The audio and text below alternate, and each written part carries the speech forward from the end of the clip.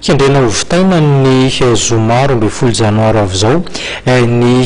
tetezana voiposo amin'ny lalam-pirenena fafito zany amerenana Londray ny fifamoivoizana ao anatin'izay lalam-pirenena izay niteraka hafatantoka maro tokoa mantsy ny tsy fahafahany rehetra mivezivezy amin'ity lalam-pirenena ity noho izay fahatapahan'ny tetezana noho ny fandalovan'ny rivo-dozava farany teo zay tatopavao ro entin'ny Fandriamanarivo eo amin'ny sarin'ny faritra Matsiatrambo.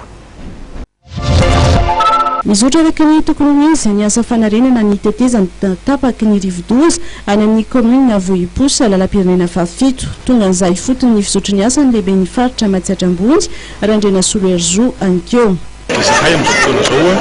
mpandraikitra mpanjakana etoany faritra sy ny solon-tena ihany koa any Antananarivo jery ny zava-misy sy ny fandaminana indrindra amin'ny fampitana olona eto amin'ity lalana tapaka eto Vohiposa ity. Ny voalohany zany dia ny finampahafantarana ny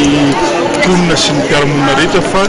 fampitana lakana izay misy eto dia anankiroa izay avy amin'ny fanjakana ka ireo fampitana lakana ireo dia tsy andaovana vola na ariary avy. Mba ho famahana olana andreo mpandeha dia nametrahana lakana mandeha motera misy anankiroa hampitana ny mpandeha mifindra fiara ao Vohiposa. Ny fandaminana fotsiny dia manomboka maraina ka hatramin'ny fotoana izay mahamaizina ny andro zany no hampitana an'ireo olona ireo eto Vohiposa.